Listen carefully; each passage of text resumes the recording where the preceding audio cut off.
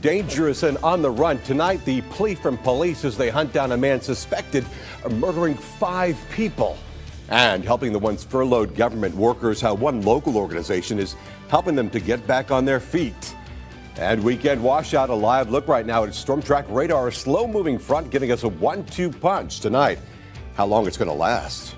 Now on CBS 12 News at 6.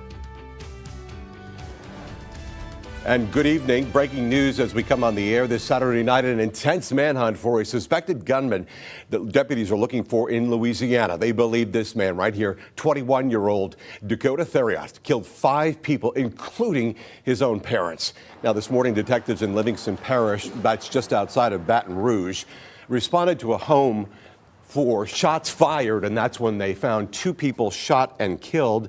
A short time later, just about 40 minutes south, they found 3 others. One of them pronounced dead at the scene. The other later died at the hospital. Dakota Theriot is going to be our prime suspect in this case. Dakota Theriot lived there for a brief moment of time, but was recently asked to leave the residence and not to return. Now, Theriot is wanted for first-degree murder, illegal use of weapons, and home invasion. Again, he's considered armed and dangerous. Police say he's also driving a stolen 2004 Dodge Ram pickup, gray and silver in color. No word right now on a motive. And of course, as this story continues to develop, we'll have the very latest on air and online at CBS12.com, and the very latest tonight on CBS 12 News at 11. Okay, we continue to track wet weather all across South Florida here, all due to a slow-moving front. Rounds of rain moving through Palm Beach County and more down to the south and west here off the southwest Florida Gulf Coast. And this is going to be coming in all night long, making for a soggy evening and overnight. Right now, West Palm Beach, we see a temperature of 62 degrees. Winds are north-northwest at 8. And you can see we've had about 2/3 of an inch of rain there at the Palm Beach International Airport. Hour by hour, rounds of rain, showers, even an isolated storm. The yellow indicating maybe heavier rain coming into the area late tonight, and especially as we head on into your Sunday. Coming up in minutes, we'll take a look at the rainfall amounts expected where you live, when we'll see the sun again, and we're also tracking our next cold front as well. Lots to talk about, Michael. Thank you so much. And right now, the clock has started on the temporary reprieve that ended the longest partial government shutdown in history. Congress has until February 15th to come up with a deal on border security that President Trump will support. Tonight, reporter Nicole Killian has the latest from our nation's capital. President Trump urged Democrats to negotiate over the next 3 weeks to find a solution on border security that includes funding to build a border wall. In a series of tweets Saturday morning, Mr. Trump said, 21 days goes very quickly. Will not be easy to make a deal. Both parties very dug in. We will build the wall. The president signed a continuing resolution passed by the House and Senate Friday night, ending the longest partial government shutdown in history. I want to thank all of the incredible federal workers and their amazing families who have shown such extraordinary devotion in the face of this recent hardship. The temporary deal came on the same day many furloughed federal workers missed their second paycheck, but there is still plenty of uncertainty with the threat of another shutdown looming next month. We don't know how we're going to pay our car payments, our house payments, our rent, our child care. We can't keep doing this. House Speaker Nancy Pelosi says she's willing to negotiate with Mr. Trump, but she's resisted the president's calls for a border wall. Democrats are committed to border security, and we think we have some better ideas about how to do so that protect our border, honor our values, and are cost effective. As federal workers head back to work, the Smithsonian Museums and National Zoo are also ramping to reopen by next Tuesday. Nicole Killian, CBS News, the White House. Food for the furloughed. While the federal government may be back open, some federal workers are still taking a hit from missing 2 paychecks. And that's why one senator in Boca Raton is helping them get back on their feet until they get paid. Tonight, CBS 12's James Torres spoke to one woman whose family is affected by the shutdown, but still had the time to give back. Just a government ID badge, federal workers had access to gourmet groceries and a chance to pay off their bills. Carts and bags filled with everything you could need in the house. This is very good on the grill. Volunteers with the Wayne Barton Study Center in Boca held this grocery giveaway. The center's founder says it's his way of giving a little to people who are struggling a lot. And these people have worked. These people deserve their paycheck. and they're not being able to receive it to pay their bills. Volunteers here like Cassandra Bogan are also offering emotional support. In fact, Bogan Enjoy your shopping trip. Yes, yes. can probably relate to these workers the most. My husband worked for Homeland Security in Miami at the Miami International Airport, and we are affected by the shutdown. He hasn't received a check for 4 weeks. She says she got her hands on what you see here. Anything from fruits, meat, toiletries, to a whole lot of bread. It's all meant to give federal workers peace of mind until they get a piece of their paycheck. Do you even know what it's like to not to be able to feed your family, to not be able to pay a bill, to have your mortgage foreclosed because you haven't received a paycheck? While these workers are relieved the shutdown is over for now, it's all still very intimidating. You know that you do have bills to pay that's coming, but because we had set aside some resources and not knowing how long the shutdown was going to last, you know your resources could run out. In Boca Raton, I'm James Torres, CBS 12 News. Coming together to help one another. All right, leaders at the center also met with those co-workers, with the workers, so they could pay half of their electric bills. Now, furloughed workers should start receiving missed paychecks by early next week. Federal agents arresting one-time advisor and close confidant of President Trump early Friday morning. Agents stormed his house in Las Olas. This is Roger Stone in the pre-dawn hours on Friday, then whisked him off to jail. After facing a federal judge, he returned home last night, once again telling supporters there that he's innocent of all 7 charges he's now facing in the Russia probe. He's charged with lying to lawmakers, tampering with witnesses, and obstruction. Stone says he's confident he'll be found innocent.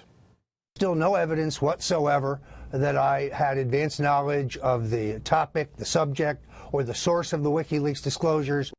I never communicated with Assange or WikiLeaks other than the limited communication on Twitter direct message, which I gave to the House Intelligence Committee. The 24-page indictment reveals how Trump campaign associates searched for emails that the U.S. says were hacked by Russia and then given to WikiLeaks. It alleges an unidentified senior Trump campaign official was directed to stay in touch with Stone about when stolen emails relating to Clinton might be disclosed. Tonight, we're learning more about the man accused of murdering 5 people inside a Sebring bank. Records show that 21-year-old Zephan Zaver worked at a Walmart, a restaurant, and an oil change store in Indiana before moving here to Florida and getting a job as a corrections officer in Avon Park. Now, he worked at each job for just a few months, and records show he never had any issues. Zaver, of course, accused of going into the SunTrust Bank on Wednesday, killing 4 employees and a customer. Now, for the first time, we're hearing from a soldier in Hawaii who trained with him. Here is how he remembers him. He was friendly, like I said, very soft-spoken, mellow, humble at heart. He would just kind of wander off, just kind of be by himself. So I guess that's the part of him that just kind of question, you kind of question, why does he act like this? Ever since the shooting, the Sebring community tries to heal from the tragedy that tore that tiny town of 10,000 people apart. Now at 12:36 p.m. yesterday, the exact moment Zephan Zaver called 911 to report that he had shot everyone in the bank, a moment of silence. Tears flowing as community members stood side by side with the hope that the victims will get justice and their families some closure. At the end of the day, it could have been us too. It was just a matter of a right or left. This is senseless, and the hate has to stop. It has to stop. Now, one bank employee managed to escape. The victims, all women. The community holding a vigil for them tomorrow night. Our coverage of the deadly bank attack doesn't stop here. Of course, you can go to our website, CBS12.com, for what we're learning about the victims and the alleged gunman. Up next tonight on CBS 12 News at 6, allegations of sexual harassment at Mar-a-Lago. Tonight, the details of a former employee who's now suing President Trump's club. Online trap, how pretending to be someone else online led to a Treasure Coast man's death. That and more when we come back. Media radio stations, proud partners of the CBS 12 News Network, the one to turn to. Welcome back. A former chef at Mar-a-Lago has filed a lawsuit against President Trump's Palm Beach estate. Graham Randall claims he was fired after he reported sexual harassment against 2 female employees. Now, according to documents, Randall was fired because the club was losing business. Though the lawsuit disputes that claim, saying Mar-a-Lago profited immensely following the president's election. Developing tonight, a Fort Pierce man is dead, the victim of a catfish murder. And that is when someone talks to you online or on a dating site pretending to be someone they're not. Yesterday, detectives connected 4 people to the death of Jamal Booker. Back on New Year's Day, he was found lying in a parking lot on North 29th Street in Fort Pierce. He'd been shot in the head and died days later. We captured all of that on all their text messages, just planning it out, and which led us to all the players. We have good video of everything. We were able to match up with facial recognition. 3 of the 4 arrested are not from the Treasure Coast. Detectives say all of this was drug related. Still to come tonight, Valentine's Day is right around the corner. How you could get a free flight to Europe, but there's really one big catch. Yeah, there it is right there. And Paul, we continue to track showers and thunderstorms moving across our area due to a stalled frontal boundary and low pressure area. How much rain you can expect where you live and when the next cold front will be coming through South Florida. CBS 12 News at 6. Happening right now, the annual Taste of Italy Festival in Port St. Lucie. Lots of fun and food for all. CBS 12's Erin McPherson live from there. And the question tonight is, Erin, is all the rain and dreary weather keeping everyone away? It doesn't look like it. Well, the rain has stopped, thank goodness. It was downpouring when we were here earlier today, so it has gone away. People are coming in. A few of the volunteers were a little disappointed earlier. Not as many people were here because of the rain, but it seems like there's a lot of people now. Let's take a look behind me. It seems like a regular fair right now. We have games and rides, but it is so much more than that. Now, I'm going to show you what everyone loves. We're taking a look at the food row. Okay, guys, take a look at this food row right here. All different things, but of course, the best part is the Italian food. Now, on this stage behind me, there have been several amazing singers. There's a headliner actually coming up, Alina Prima. She's coming up next. And earlier today, we actually competed in a cheese festival. I'm going to show you. I got this awesome apron, Galbani. I did lose the cheese building tower contest, but I still got to get $250 for the Special Olympics, which is awesome. So there's so much fun happening here today. They're open until 10 and open all day tomorrow, and we are in tradition. So hopefully you guys will come back out. Reporting live, Erin McPherson, CBS 12 News. Okay, Erin, thank you. And as we just saw, Michael, the crowds are still coming out, even though we've had a dreary, rainy, kind of windy, and just, what would you call this day? A dreary, rainy, yuck day. Yes, kind of a low overcast. Not exactly a great day for the Feast of Little Italy or the South Florida Fair, for that matter, Paul. Yeah, unfortunately, we do need the rain, but it's occurring on the weekend. And boy, this is the way it looked earlier from our Kravis cam. Slick streets. There's Okeechobee Boulevard. Lots of folks have their lights on because of the reduced visibility.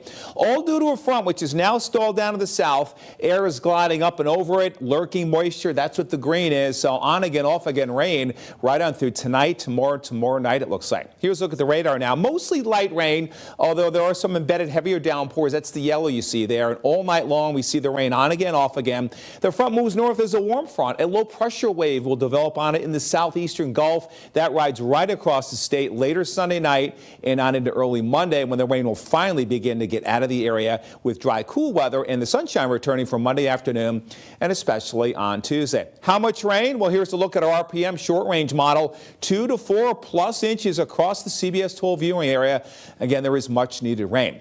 And one possibility of severe weather occurs south of us from about Boynton Beach to Delray to Boca across Broward County. An isolated chance for a tornado or a strong wind gust later tomorrow. Otherwise, most of us will have a very high impact from rain, and there could be some flooding in some low-lying areas.